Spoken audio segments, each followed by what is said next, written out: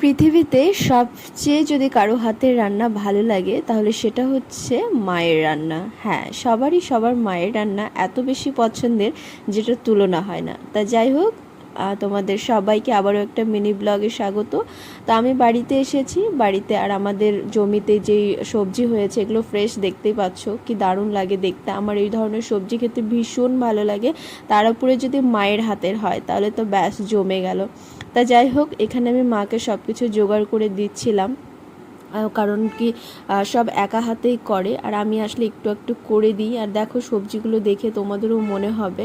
আর এখানে আসলে পরে আমার আবদার শেষ হয় না, মাকে বলি এটা খাবো ওটা খাবো। আসলে ওই জায়গায় থেকে না এই বাড়ির খাবারের স্বাদটা না এতটাই মনে পড়ে যায়, কারণ এই ধরনের সবজি তো ওখানে পাই না। ওই গোনাচোনা ওই বারবার একই ধরনের সবজি, ওগুলো খেতেও ভালো লাগে না।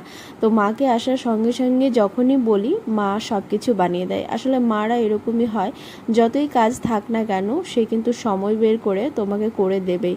আমার তো জাস্ট অসাধারণ লাগে, বিশেষ করে আমার এই লাউ ডোগা বলো বা কোনো রকম ডাঁটা ধরনের বলো, আমার ভীষণ ভালো লাগে এগুলো খেতে।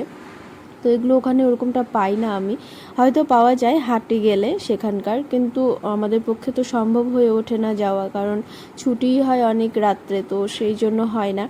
তো এখানে বাড়িতে এসে আমার আবদার অনেক জমে যায়। আর আমার গলাটাও আজকে অনেকটা আলাদা রকম মনে হতে পারে, কারণ আমার ভীষণ সর্দি, তো ভয়েস নোট দিচ্ছি আজকে যার জন্যই। আর ভিডিওটা অনেক দিন আগেরই, আমি যখন বাড়িতে গেছিলাম তখনকার ভিডিও। তো এই রান্নার ভিডিওটা দিতে গিয়ে আমার আবারও খেতে ইচ্ছে করছে। তা যাই হোক, আর কিছু করার নেই, আবার যখন বাড়ি যাব তখন খাবো।